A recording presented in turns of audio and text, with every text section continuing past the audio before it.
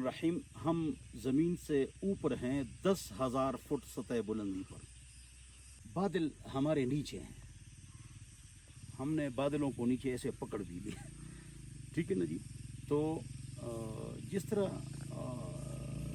Point होते हैं, visit points होते हैं या सैर की जगह होती है, तो वहाँ पर हुकूमत को चाहिए कि सहूलतें भी मुतय्यन करें।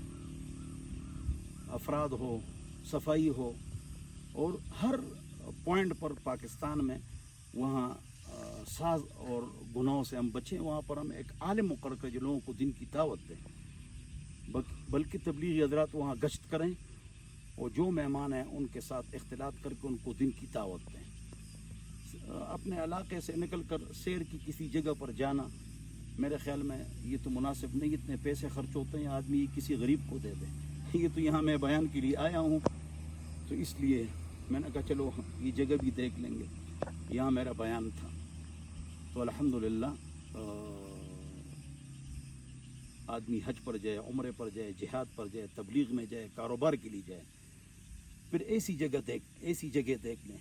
घर से उठना और फिर ऐसी जगहों के लिए जाना, मेरे ख्याल में अगर ये पैसे हम गरीब को दे दें तो ये अच्छा है, गरीब को दे दें तो अच्छा है। तो हर पॉइंट पर जाना क्या होना चाहिए, एक दाई भी रखा जाए। इसलिए आइन पाकिस्तान, कुरान, हदीस इसी के मुताबिक है। पाकिस्तान का मतलब क्या, ला इलाहा इल्लल्लाह। दुबई में तो कुफरिया ममालिक के लोग ज़्यादा आते हैं, तो वहाँ पानी नाचता है तो उसके साथ गाने गाए जाते हैं। इस्लामाबाद में जगह बन गई माशाअल्लाह, बहुत खूबसूरत है, वहाँ पर एक दाई रखा जाए और जमातों की तश्कीलें भी हों ऐसी जगह पर, और दाई रखा जाए और वो उन लोगों को इस तरह प्यार और मोहब्बत से तरीके से उनको दावत दे। और उनके जो मालिक है उनसे गुजारिश है कि आप उसमें नाते लगाएं, तिलावत लगाएं, या मुंह से ऐसी आवाज़ें निकाली जाती है जिस तरह जो जमशेद मरहूम की नात में आवाज़ होती है, वो आवाज़ गुनाह नहीं, लेकिन वो आवाज़ें लगा गुनाह से बचा जाए, हराम से बचा जाए। गुनाहों की वजह से परेशानी आती है, हाँ गुनाहों की वजह से परेशानी आती है, तो गुनाहों को छोड़ें।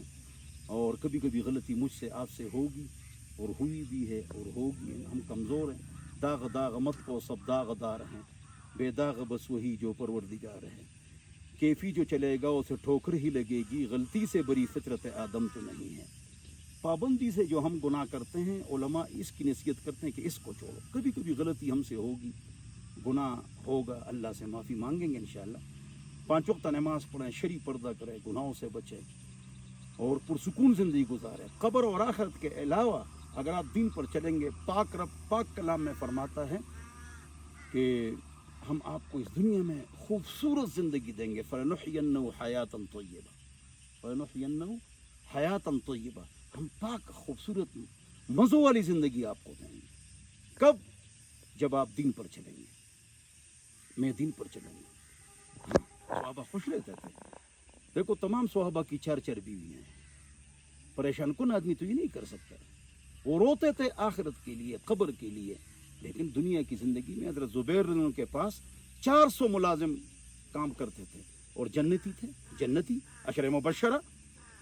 और ये अब्दुर्रहमान इब्न औफ, बिल गेट्स से मालदार, हाँ बहुत सारे सहाबा अरबपति थे।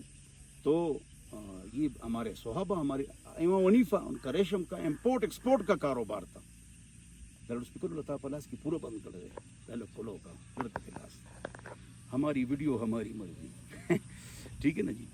तो मैं आप हजरात के सामने अर्ज़ कर रहा था कि आखिरत की फ़िक्र हम करेंगे तो दुनिया में भी सहूलत अल्लाह ताला आपको देंगे। ये कुरान में है, कुल मन हर्रम ज़ीनतल्लाहि अल्लती अखरज लिइबादिही वत्तय्यिबाति मिनर रिज़्क़।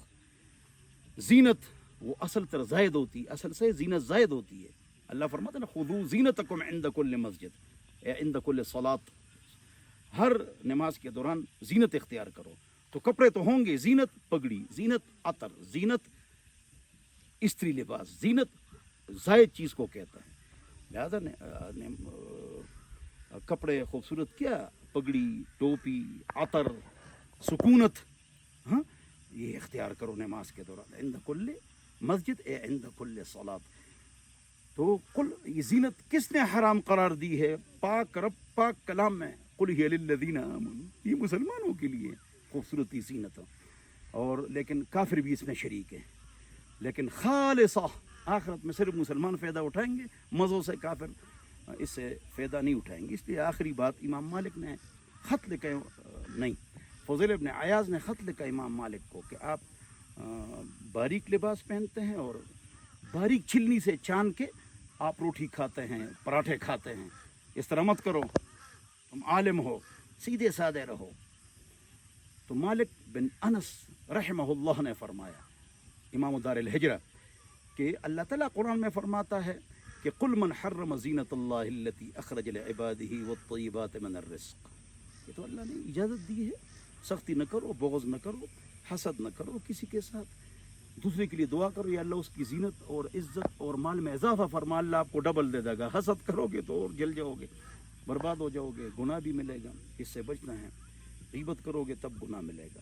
اللہ ہماری حفاظت فرمائے. تو انہوں نے کہا کہ آئندہ بھی مجھے نصیحت کر لیا کرو اے فضیل، لیکن یہ نصیحت آپ کی درست نہیں تھی جو آپ نے فرمائی. یہ تو اللہ تعالیٰ نے سہولتیں دی ہیں.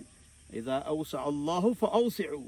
حضرت عمر رضی اللہ عنہ نے بعض صحابہ کو دیکھا، تابعین کو، جو سیدھے سادے رہتے اور کپڑوں کا خیال نہیں کر رہا، کہ بھائی اللہ نے وسعت دیا، وسعت اختیار کرو. آخری نقطہ، حضور نے ایک کپڑے میں نماز پڑھی صلی اللہ علیہ وسلم، صحابہ نے بھی پڑھی، وسعت آ گئی 2 کپڑے. ایک صحابی نے ایک کپڑے میں نماز پڑھی، پہلی روایت بخاری شریف کی، یہ بخاری شریف کی. اولکم ثوبان، تمہارے 2 کپڑے ہیں تو ایک کپڑا کیوں پہنتے ہو؟ پھر اور سہولت آ گئی، اذا اوسع اللہ فاوسعوا. تو پھر وکانوا یسجدون علی القلانس والعمائم فی شدۃ الحر. تمام صحابہ اور حضور ٹوپی اور پگڑیاں پہن کر نماز پڑھتے تھے. اس لیے آدھی بات بھی نہیں کرنی چاہیے اور سننی بھی نہیں چاہیے. یہ ایک کپڑے میں حضور نے نماز پڑھی، ٹوپی کی کوئی ضرورت نہیں، بس یہ لے لی. وہ صحابی پر غصہ کیا، وَلَكُمْ ثَوْبَانِ، 2 کپڑے ہیں تو ایک کپڑے میں کیوں نماز پڑھتے ہو؟ یہ بھی بخاری میں، اور میں نے جو سنا ہے یہ بھی بخاری شریف میں. تو بہرحال سب کو نصیحتیں ہو گئی. اللہ تعالیٰ مجھے بھی عمل کی توفیق عطا فرمائے. والسلام.